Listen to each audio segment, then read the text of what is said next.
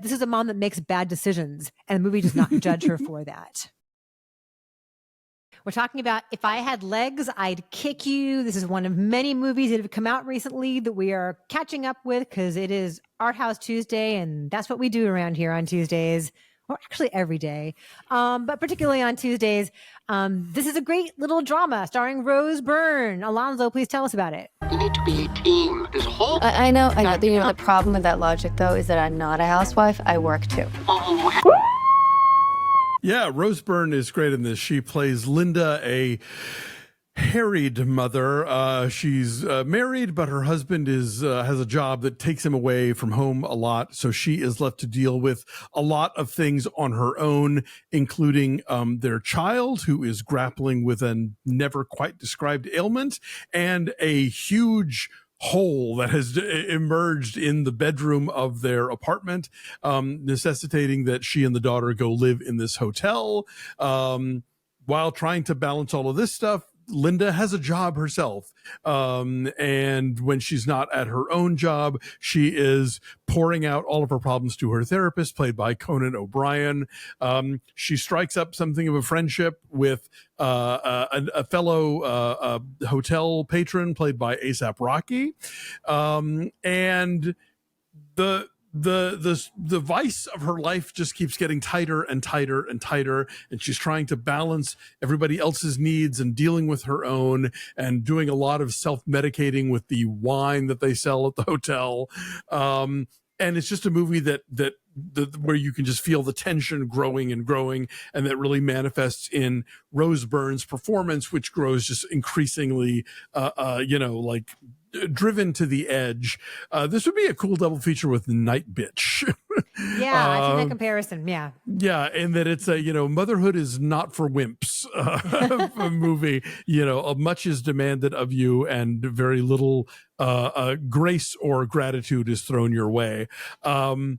This movie made me very tense. I'm not a mother myself, but I nonetheless could empathize with all the stuff that Rose Byrne's character was going through, and her performance is just so great. I mean, and she's so eclectic, like I'm watching Platonic on Apple TV Plus, and you'll see her in these really wild comedies, but like here she is just, there are laughs, but they're of the variety, And yeah, writer director Mary Bronstein just does this really great job of just sort of encroaching everything on her, where it gets more and more tense, and you're waiting for it all to explode. I was very into this.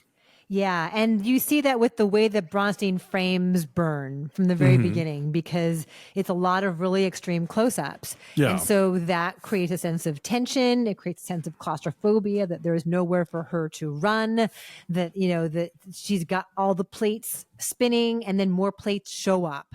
Yes. And that feels true in the dialogue. That feels true in just the day-to-day. And you realize that eventually everything is equal in terms of how vexing it is to her and how stressful it is for her, whether it's something really major like her daughter's health, or it's the parking lot attendant who's rude to her. It's just another thing. No one. And when you are a mom, you do have that feeling that you are letting somebody down all the time, whether you are letting your child down, or your spouse down, or your job down, or yourself down, because she doesn't really take care of herself the way that she should. She's also a therapist who needs a therapist. But so her own patients, have needs from her. Everybody wants something from her. But then when she needs something from somebody else, like, nobody listens. The men in particular are totally useless here, but the women as well, like whether it's the woman who works at the front desk at this kind of rundown long-term motel, or it's the doctor treating her daughter, who Bronstein also plays, and there's just no compassion for her anywhere.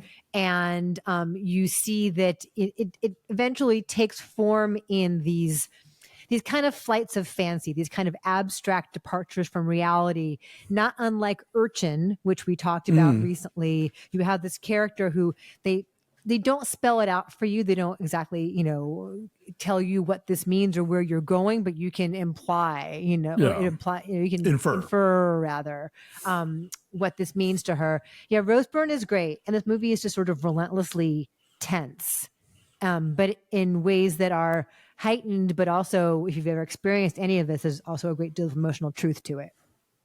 Yeah. I was thinking like, this is like if Hitchcock liked moms. Yeah, that's true. And there's a cool device that Bronstein does here where you don't know the daughter's name and you don't see her. Like you hear her voice and it's like a consistent kind of din, right? And it's just like one more thing, the daughter is anxious about everything. And that is something that you would think as a mom, she would want to devote her whole self to.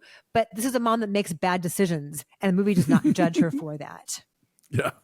Yes. No, exactly. I think like the film is very much on her side and sort of like, this is all of these things that are being thrown at her. Like, what do you expect? It is definitely not judgmental about the way that she goes through stuff. And again, that's why I was saying, like, as with Night Bitch, I think it's very empathetic towards all the stuff that moms are supposed to shoulder.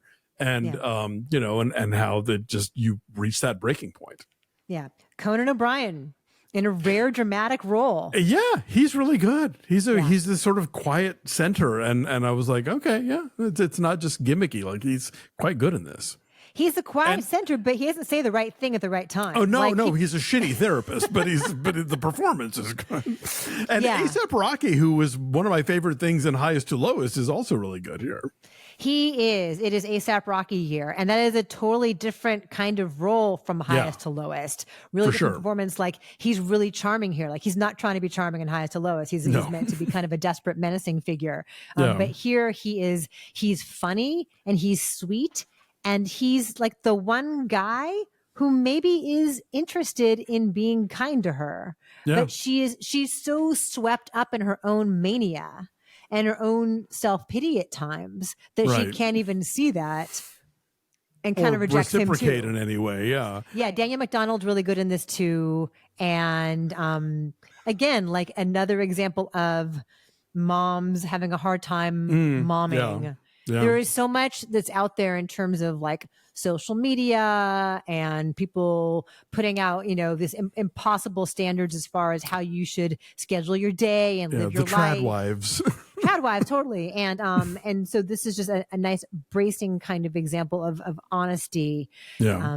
And it's really good and really tense though. But so if you are, not up for nearly 2 hours of just relentless tension. Yeah, if you are currently dealing with postpartum depression, this is not the movie for you. Yeah, for sure. But it's a great Rose Byrne performance and exciting to see her flex further in dramatic roles. So absolutely, I will say an 8.7. Yeah, I'm there. I'm at 8.3. I liked it a lot. Okay, cool. If I Had Legs, I Kick You is out there, a limited release, probably going wider. So go check it out.